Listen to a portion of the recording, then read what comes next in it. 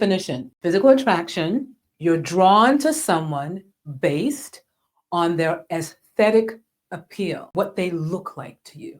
Okay? Physical appearance, physical traits, physical anomalies that go on in someone. Suddenly, you just put it together, boom, boom, boom, and you are attracted to that person. Unbeknownst to you, you have, again, no control. Attraction at first sight. So it's like love at first sight? No, I'm not talking about love at first sight. I'm talking about attraction. So yes, you can have attraction at first sight. And it's not love. Remember, that's the initial point. That's the start, right? It's like putting the key in the ignition. You're turning it on. You haven't put the car on yet. You can, or you can turn it right back off. This is the initial sighting of the person. And it may flicker and it may not. Something may happen, something may not happen. So that physical attraction is crucial. It's important. So we all know we're going to take some time and make some effort in looking good whenever we can, right? I'm trying to focus mostly on the fact that you do have to have some initial recognition of what they look like, some aesthetic.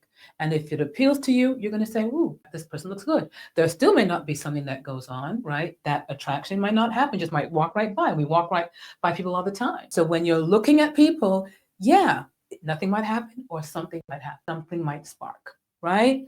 Attraction at first sight may happen, may not, and you can develop attraction later on for someone.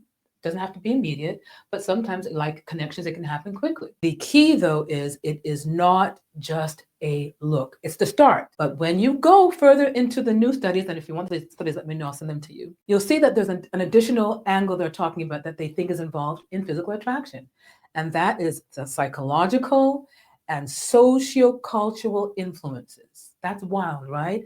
But it makes sense because when you see somebody, yeah, we have celebrities, we have stars that we see and we can be attracted to them, but we're seeing them in movies and stuff. That's why we're more attracted. We're seeing some psychological, some sociocultural influence going on. There's something going on in them that's making them so much more attractive than they are because we really don't know them. So when we talk about these celebrities or stars, we're really biased because we've seen them in movies or read about them. So most important point here is even when you have not met somebody, meaning you have bumped into somebody and they say sorry, just that alone can give you an impression of some psychological or social cultural influences, saying even how they say it, right? With an accent, British accent makes a difference, right? Than just an American accent or an African accent. So again, subtle differences that play a role deep down within us, okay?